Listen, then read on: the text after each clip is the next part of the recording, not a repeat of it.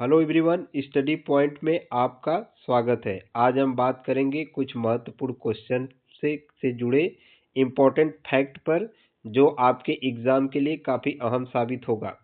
तो चलिए वीडियो को शुरू करते हैं। पहला क्वेश्चन हमारा यही है कि सबसे अधिक ऊर्जावान यौगिक कौन सा है। तो इसका राइट आंसर हो जाएगा आपका ऑप्शन नंबर ए, वसा। वसा से हमें सबसे अधिक ऊर्जा मिलती है। इसे प्रति ग्राम कैलोरी की बात करें तो वसा से हमें 9 कैलोरी ऊर्जा मिलती है। 1 ग्राम वसा में 9 कैलोरी ऊर्जा मिलती है। और कार्बोहाइड्रेट प्रोटीन की बात करें तो 1 ग्राम कार्बोहाइड्रेट प्रोटीन में 4 कैलोरी ऊर्जा मिलती है। तो इस प्रकार इस क्वेश्चन का right answer option number A, वसा यानी फैट से हमारी बॉडी में सबसे अधिक एनर्जी मिलती है प्रति ग्राम की बात करें तो। आगे की तरफ बढ़े। अगला क्वेश्चन है, हमारे शरीर को ऊर्जा सबसे अधिक किस यौगिक से मिलती है। यानी हमारे शरीर को ऊर्जा सबसे अधिक कार्बोहाइड्रेट से मिलती है। अगर इसके प्रतिशत की बात करें, परसेंटेज की बात करें तो कार्बोहाइड्रेट से हमारे बॉडी को 55 से 60% एनर्जी मिलती है। और वसा से, फैट से 20 से 30% और प्रोटीन से 10 से 15% तक एनर्जी हमारे बॉडी को मिलती है। आगे की तरफ बढ़ें। अगला क्वेश्चन है, दूध का घटिया स्रोत क्या है। यानी कौन सा विटामिन है या कैल्शियम है या प्रोटीन जो हमारे दूध में नहीं मिलता है। तो विटामिन सी दूध में नहीं मिलता है और कैल्शियम प्रोटीन हमारे दूध में मिलता है। अब दूध की बात कर ले तो आपको जो फिगर बताया गया, इसमें आपको दूध के 2 प्रकार दिख रहे हैं। एक हल्का पीला दूध दिखाई दे रहा है, एक हल्का पीला दूध दिखाई दे रहा है और यह एक बिल्कुल वाइट कलर का दूध दिखाई दे रहा है। तो जो हल्का पीला दूध होता है, इसमें बीटा कैरोटीन पिगमेंट पाने की वजह से यह हल्का पीला कलर का दूध दिखाई देता है। और जो गाय का दूध होता है उसमें यह बीटा कैरोटीन जो पिगमेंट होता है वह अधिक मात्रा में पाया जाता है। तो इस प्रकार जो गाय से हमें दूध मिलता है वह हल्का पीला दिखाई देता है। और जो बिल्कुल सफ़ेद दूध दिखाई दे रहा है, यह दूध में उपस्थित यानी जो दूध में मौजूद केसिन नामक प्रोटीन की वजह से यह हमें वाइट कलर का दिखाई देता है। क्योंकि इसमें जो प्रोटीन होता है, जो केसिन प्रोटीन है, और जो फैट है यानी जो दूध में फैट होता है, उसके जो सूक्ष्म पार्टिकल्स होते हैं उससे प्रकाश जो लाइट होता है वह रिफ्लेक्ट कर जाता है। तो रिफ्लेक्ट करने की वजह से बिल्कुल वाइट कलर का दिखाई देता है। तो इस प्रकार इस क्वेश्चन का राइट आंसर हो जाएगा ऑप्शन सी। यानी विटामिन की बात करें तो विटामिन सी दूध में नहीं पाया जाता है। अगर मिनरल्स की बात करें तो आयरन मिनरल्स भी दूध में नहीं पाए जाते। ये दोनों पॉइंट काफ़ी इंपॉर्टेंट है। दूध में विटामिन सी और मिनरल्स की बात करें, खनिज पदार्थ की बात करें तो आयरन बिल्कुल भी नहीं मिलता है। और जो दूध का हल्का पीला कलर दिखाई दे रहा है, यह बीटा कैरोटीन की वजह से होता है। वही बीटा कैरोटीन जो गाजर में भी पाया जाता है। तो इस प्रकार इस क्वेश्चन का right answer option number C हो जाएगा। आगे की तरफ बढ़ें।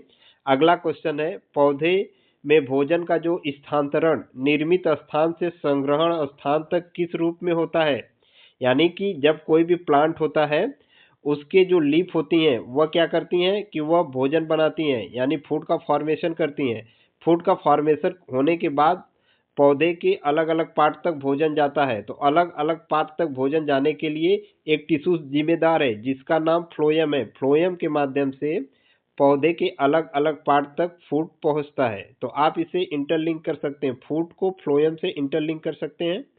और वह किस रूप में जाता है, जैसे हमारे शरीर में ग्लूकोज के फॉर्म में भोजन ब्लड के थ्रू विभिन्न प्रकार यानी अलग अलग सेल्स के पास जाता है।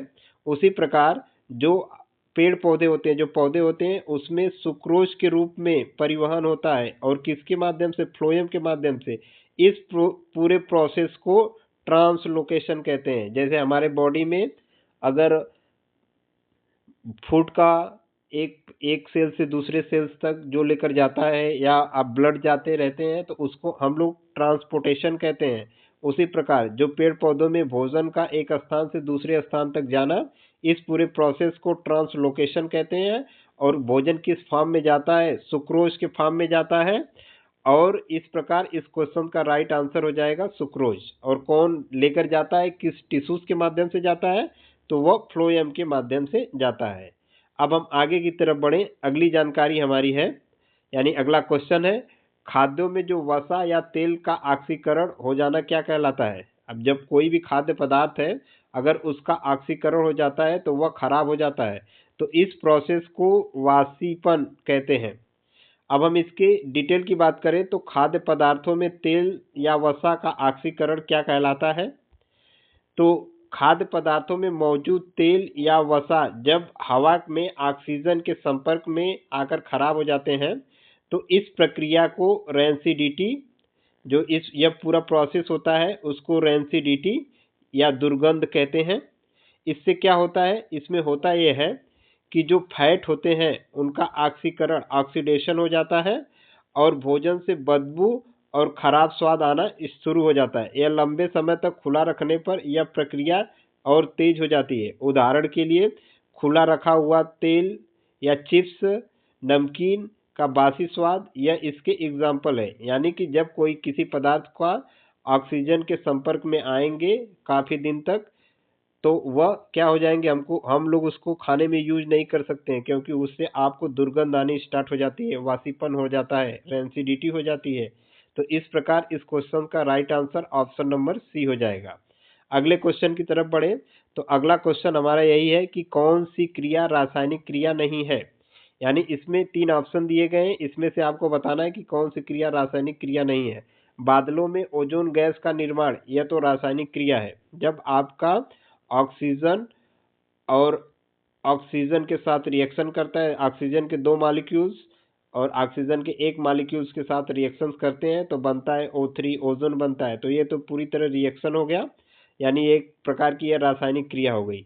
और लोहे पे जंग लगना, ये भी रासायनिक क्रिया है। तो इसमें जो रासायनिक क्रिया नहीं है वह ऑप्शन नंबर सी है, पानी में नमक का घुलना, बिल्कुल भी रासायनिक क्रिया नहीं है, यह भौतिक क्रिया है। भौतिक क्रिया के यहाँ पे कुछ उदाहरण दिए गए हैं, जैसे बर्फ का पानी में बनना, पानी का भाप बनना, भाप का पानी बनना, कागज का फाड़ना, लकड़ी को काटना, चीनी का पानी में घुलना, मोम का पिघलना, धातु को मोड़ना या पीटना, कांच का टूटना, रबड़ का खींचना।